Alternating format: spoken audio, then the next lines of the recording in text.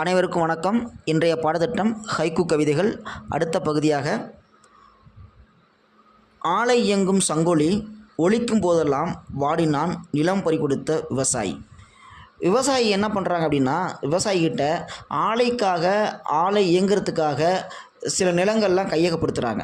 அப்படி கையகப்படுத்தும் பொழுது அது என்ன ஒப்பந்தம் அடிப்படையில் கையகப்படுத்துகிறாங்க அப்படின்னா, நீங்கள் நிலம் கொடுத்தீங்கன்னா அந்த ஆலையில் உங்களுக்கு வேலை வழங்கப்படும் அப்படிங்கிற ஒப்பந்தம் வழங்கப்படுது. அந்த அடிப்படையில் விவசாயிகள்லாம் ஏமாந்து என்ன பண்ணுறாங்கன்னா, நிலத்தை அந்த ஆலைக்காக கொடுக்குறாங்க. ஆனால் லாஸ்ட்டு வரைக்கும் விவசாயிகளுக்கு எந்த வேலையும் தரப்படலை. அப்போனா ஏமாற்றப்படுறாங்க. விவசாயி என்ன பண்ணுறாங்கன்னா, ஏமாந்து போகிறான். அப்போ அதை நினச்சி விவசாயிகள் எல்லாமே என்ன பண்ணுறாங்கன்னா, வேதனை அடைகிறாங்க. அப்போ அந்த ஆலையில் சங்கு ஒலிக்கும். எப்படின்னா, இந்த வேலை நேரம் முடியும் போது சங்கு ஒலிக்கும்.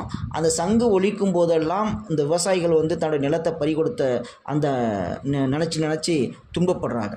இப்படி ஒவ்வொரு நாளும் ஒவ்வொரு காலத்துலேயும் விவசாயி எல்லா நேரங்கள்லேயும் துன்பப்பட்டு இருக்கான். அது மட்டும் இல்லாமல் இயல்பாகவே ஒரு விவசாயி தனக்காக உழைக்கிறது இல்லை. அப்போ என்ன பண்ணுறான் அப்படின்னா, அவனுடைய உழைப்பு எதை நோக்கி போகுதுன்னு பார்த்திங்க அப்படின்னா, மக்களை நோக்கி தான் போகுது. அவன் என்ன செய்கிறதுன்னு தெரியாமல் எவ்வளோ லாபம் வந்தாலும் பரவாயில்ல, அந்த லாபத்தை தன் பக்கம் இல்லாமல் மக்களுக்காக உழைக்கணும் அப்படிங்கிற நோக்கத்தோடு அவன் உழைக்கிறாங்க விவசாயி. அது மட்டும் இல்லாமல் பேங்கில் கடன் வாங்குகிறான் அப்படின்னா, ஒரு 5000 கடன் வாங்குகிறான் அப்படின்னா, அவன் எந்த நம்பிக்கையில் வாங்குகிறான், எப்படியாவது அந்த கடனை கட்டிடலாம் அப்படின்னு நம்பிக்கையில் வாங்குவான்.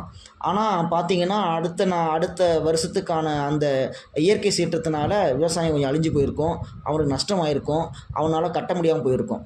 ஆனால் அதை கட்ட முடியலன்னு வேதனை அடைஞ்சிருப்பான்.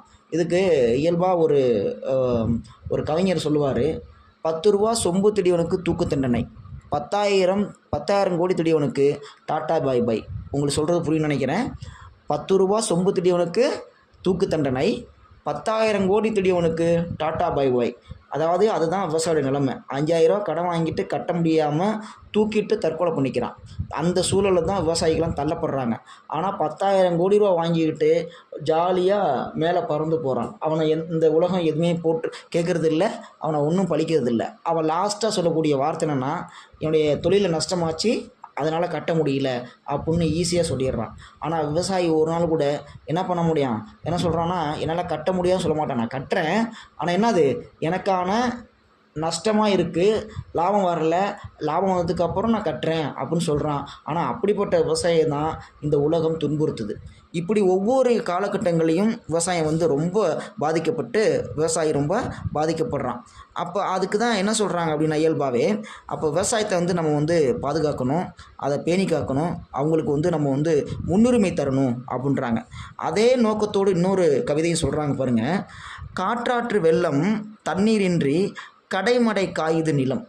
இப்போ ஆற்று நிறைய வெள்ளம் போகுது, அந்த ஆற்று நிறைய வெள்ளம் போகுது. அது எங்கே போய் கலக்குதுன்னு பார்த்திங்கன்னா, நேராக கடலில் போய் தான் கலக்குது. அந்த தண்ணி எதுக்குமே பிரயோஜனம் இல்லாமல் போயிடுது, எதுக்கும் பயன்பாட்டுக்கு இல்லாமல் போயிடுது. அப்போ அந்த கடைமடைங்கிறது என்னென்னு பார்த்திங்க அப்படின்னா, அதாவது காவிரி ஆற்றுல வரக்கூடிய தண்ணீர்கள் என்னென்னா நாகப்பட்டினம் வரைக்கும் போகும். அந்த நாகப்பட்டினம் போகிற வரைக்கும் என்னென்னா நிறைய நிலங்கள் இருக்குது. அந்த நிலம்லாம் போய் சேராமல் எங்கே போகுது, நேர கடலில் போய் கலந்துருது. அதான் அந்த கடைமடைங்கிறது இறுதி பகுதி. அந்த இறுதி பகுதிக்கும் போய் சேரணும் அப்படிங்கிறதான் சொல்கிறாங்க. அதான் சொல்கிறாங்க, ஆற்று நிறைய வெள்ளம் போனாலும் ஆனால் கடைமடை காயுது நிலம் அப்படின்றாங்க. அதாவது என்னென்னா, மற்ற நிலங்களுக்கு தண்ணி இல்லாமல் காயுது, அதனால் பயிர்கள்லாம் வாடி போகுது, சாகுது அப்படின்றாங்க. அப்போ என்ன பண்ணணும், நீர்நிலையை பெருக்கணும். இது மிகப்பெரிய ஒரு சமூக அவலம். நம்மக்கிட்ட நீர்நிலை ரொம்ப குறைவாக இருக்குது. அப்போ அந்த நீர்நிலை என்ன பண்ணணும், அதை பெரிதாக்கணும். அப்படி நீர்நிலையை அதிகமாக்கணும்னா தண்ணீர் பஞ்சமே வராது. அப்போ ஏரிகள், குளங்கள், கம்மாய்களை வெட்டி அந்த கடைமடை வரைக்கும் நம்ம தண்ணியை கொண்டு போனோம்னு வச்சிங்களேன், விவசாயம் மிக செழிந்து விளங்கும்.